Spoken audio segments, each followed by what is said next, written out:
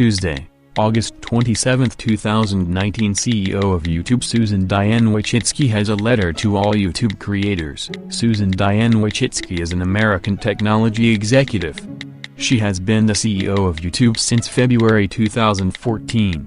Wojcicki was involved in the founding of Google, and became Google's first marketing manager in 1999. Wojcicki was involved in the founding of Google, and became Google's first marketing manager in 1999. She was in charge of Google's original video service, and after observing the success of YouTube, proposed the acquisition of YouTube by Google in 2006. Susan Wojcicki, Preserving Openness Through Responsibility. Tuesday, August 27, 2019. Dear creators and artists, as I do every quarter, I'd like to pause and reflect on my priorities and how I can help you be successful on YouTube. But rather than our usual update on this quarter's highlights and lowlights, I want to take a minute to talk about something that is incredibly important to me personally, and the future of this platform, openness, and how we balance that with our responsibility to protect the community. YouTube is built on the premise of openness. Based on this open platform, millions of creators around the world have connected with global audiences, and many of them have built thriving businesses in the process. But openness comes with its challenges, which is why we also have community guidelines that we update on an ongoing basis. Most recently, this includes our hate speech policy and our upcoming harassment policy. When you create a place designed to welcome many different voices, some will cross the line. Bad actors will try to exploit platforms for their own gain, even as we invest in the systems to stop them. As more issues come into view, a rising chorus of policymakers, press, and pundits are questioning whether an open platform is valuable, or even viable. Despite these concerns, I believe preserving an open platform is more important than ever. First, openness leads to opportunity. Today's creators have built an entire creative economy and are redefining the face of media. They are truly next-generation media businesses, with millions of views and global brands, who are contributing to local and global economies, and creating jobs. These are creators that would not have had a chance to break through in a more closed media landscape. Creators like Swedish robotics enthusiast Simone Giertz and blind lifestyle vlogger Molly Burke, both unconventional in their appeal and passed over by traditional media, are finding huge success on YouTube, managing businesses, selling merchandise, creating jobs for other people, and creating real economic value in their communities. Or creators like Laura Vital, Sally's Weld, and Helen's Recipes have turned their passion for food into full-time professions, complete with successful channels, cookbooks, and more. And they are not alone. A report from Ryerson University found that YouTube creators have created 28,000 full-time jobs just in Canada. And 20% of eligible Canadian creators are creating jobs for others. Around the globe, the number of channels earning more than $100,000 continues to climb 40% year over year. Openness has also helped foster community. On an open platform, a shared experience can unite people in amazing ways. For example, Riley Hawkins from New Zealand started her channel, Tourette's Teen, to spread awareness about what it's like to live with Tourette's syndrome. Her informative, joyful, and humorous videos have earned her fans around the world and let others with this potentially isolating condition know they are not alone. And teens are sharing their college rejection videos, serving as a reminder that this painful moment happens to everyone and people do bounce back. And finally, openness leads to learning.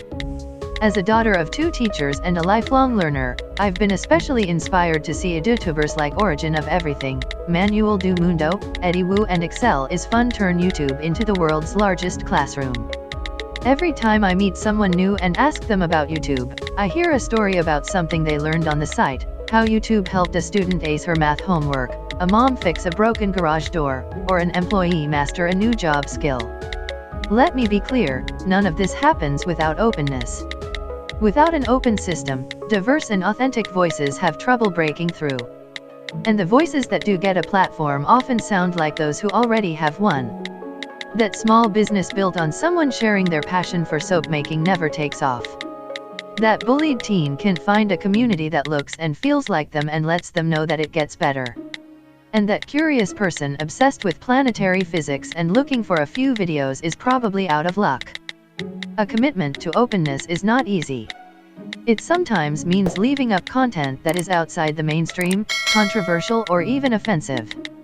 But I believe that hearing a broad range of perspectives ultimately makes us a stronger and more informed society, even if we disagree with some of those views. A large part of how we protect this openness is not just guidelines that allow for diversity of speech, but the steps that we're taking to ensure a responsible community. I've said a number of times this year that this is my #1 priority. A responsible approach toward managing what's on our platform protects our users and creators like you. It also means we can continue to foster all the good that comes from an open platform. Problematic content represents a fraction of 1% of the content on YouTube, and we're constantly working to reduce this even further. This very small amount has a hugely outsized impact, both in the potential harm for our users, as well as the loss of faith in the open model that has enabled the rise of your creative community. One assumption we've heard is that we hesitate to take action on problematic content because it benefits our business.